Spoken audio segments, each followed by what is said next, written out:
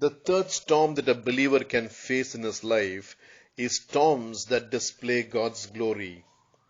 Sometimes storms come neither due to obedience or disobedience. Job faced storms of various kinds, all for the glory of God. Job, as Ephesians says, was God's workmanship who would hold on to God no matter how fierce the storms of his life were. It is easy to talk about faith and religious life during periods of calm. But when the storms strike, do you still have faith in God? Even when the foundations are destroyed, the righteous hold on to God, just as Job did. God promises safe landing, but not a calm passage. It is easy to sing, with Christ in the vessel we can smile at the storm when all is calm. Can we sing the same and smile too when storms strike?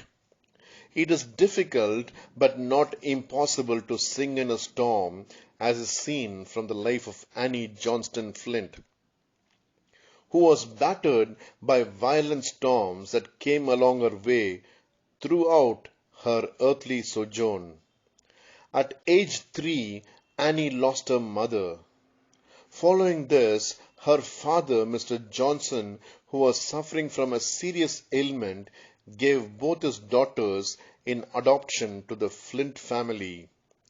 Annie gave her heart to Christ when she was 8 and was known to have a cheerful and optimistic disposition.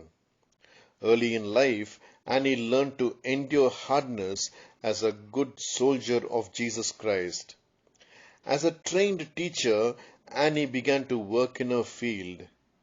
But after only a year, Annie realized that she was affected with arthritis, which progressed so rapidly that she was soon incapacitated and unable to continue working. If this was not enough, Annie's adoptive parents passed away within few months of each other, leaving Annie and her sister alone. With very little money and total helplessness, Annie and her sister faced the fiercest storm anyone could. Writing poems and songs brought solace to Annie, who soon started publishing her work. It was indeed a miracle that she managed to hold a pen between her twisted fingers to write. But the pangs of suffering proved to be the fuel for her words, which were rich in meaning and ushered in comfort and peace to many hurting souls. Through the trials and pain she experienced, Annie realized that God intended to use her, a weak vessel, to glorify Himself. Her precious verse, "What God hath promised," shows this. God has not promised smooth roads and wide, swift, easy travel, needing no guide.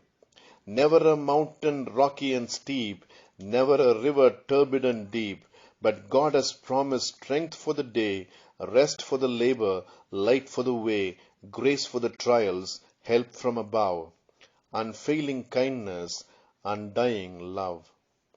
Before she died, Annie had 18 pillars around her just to keep her bed sores from hurting her. The sufferings we face may seem nothing compared to the fierce blows Annie faced. Yet this suffering saint was a singing saint.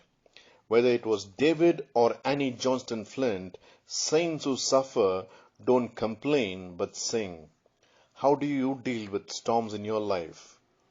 Have a blessed day.